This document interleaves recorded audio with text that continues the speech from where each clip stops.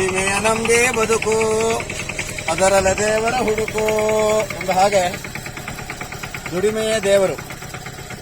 ಕೃಷಿತೋ ನಾಸ್ತಿ ದುರ್ಭಿಕ್ಷಂ ಎನ್ನುವಂತಹ ಒಂದು ಮಾತಿನ ಹಾಗೆ ನಾವು ಕೃಷಿಯನ್ನು ಮಾಡಿದ್ರೆ ದುರ್ಭಿಕ್ಷ ಎನ್ನುವಂತಹದ್ದು ಇರುವುದಿಲ್ಲ ಎನ್ನುವಂತಹದ್ದನ್ನು ನಮ್ಮ ಹಿಂದಿನವರು ಕಂಡುಕೊಂಡಂತಹ ಸತ್ಯ. ಆ ರೀತಿಯಲ್ಲಿ ಈ ಒಂದು ಕೃಷಿ ಕಾರ್ಯ ಎನ್ನುವಂತಹದ್ದು ಚುರುಕಾಗಿ ಸಾಗ್ತಾ ಇದೆ. ಈ ವರ್ಷ ಮೊದಲನೆಯ ಕೂಟೆಯನ್ನು ಮಾಡಿ ಇದನ್ನು ತ್ಯಾವರಿ ಅಂತ ಕರೀತಾರೆ. ಮಂಗಳೂರು, ತುಮಕೂರು, ಮಂಡ್ಯ ಭಾಗದಲ್ಲಿ ತ್ಯಾವರಿ ಅಂತ ಕರೀತಾರೆ. ನಾವು ಹಾಳಿ ಕಂಠ ಅಂತ ಕರಿತೇವೆ. ಈ ಕಂಠವನ್ನು ಕೆತ್ತಿದಾಗ ಅಡ್ಡ ಹೂಡುವುದು, ಉಳುಮೆ ಮಾಡುವಂಥ ಅಡ್ಡವಾಗಿ ಉಳುಮೆ ಮಾಡಬೇಕು.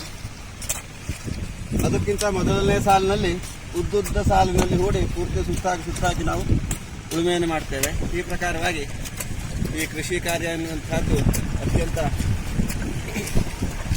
ಕಷ್ಟದಾಯಕವೂ ಹಾಗೂ ಆನಂದದಾಯಕವೂ ಎರಡೂ ಹೌದು.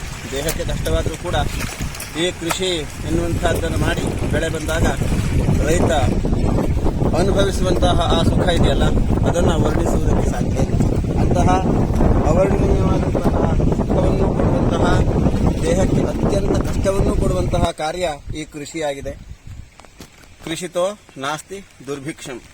ಕೃಷಿಯನ್ನು ಮಾಡುವುದರಿಂದ ನಮ್ಮ ಜಗತ್ತಿಗೆ, ಭೂಮಿಗೆ, ಭಾರತಕ್ಕೆ ಎಲ್ಲರಿಗೂ ಕೂಡ ದುರ್ಭಿಕ್ಷ ಉಂಟಾಗುವುದಿಲ್ಲ. ನಾವು ತುತ್ತು ಅನ್ನ ತಿನ್ನುವುದಕ್ಕೋಸ್ಕರವಾಗಿ ಇಷ್ಟೆಲ್ಲ ಕಾರ್ಯವನ್ನು ಮಾಡುವಂತಹದ್ದು.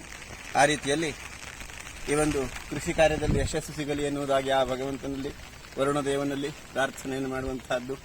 ಮಳೆ ಇರಲಿ, ಬಿಸಿಲಿರಲಿ, ಈ ಕಾರ್ಯವನ್ನು ಮಾಡಲೇಬೇಕು. ಇದು ಮಾಡ್ತಾ ಇದ್ದಾಗ ಒಂದು ವರ್ಷ ಬಿಸಿಲಿರ್ತದೆ, ಮೈಯೆಲ್ಲ ಉರಿಯಾಗಿ ಬೆಂಕಿ ಬರ್ತದೆ, ಆದರೆ ಮಾಡಬೇಕು. ಈವಾಗ ಈ ವರ್ಷ ಮಳೆಯಲ್ಲಿ ಮಾಗ ಕಾಣದೇ ಇರುವಂತಹ ಪರಿಸ್ಥಿತಿ. ಇಂತಹ ಒಂದು ಕಷ್ಟವಾದರೂ ಕೂಡ ಅದನ್ನು ಸಹಿಸಿ ಸಂತೋಷದಿಂದ, ಪ್ರೀತಿಯಿಂದ ಮಾಡಿದ್ರೆ ಯಾವುದೂ ಕಷ್ಟ ಆಗುವುದಿಲ್ಲ.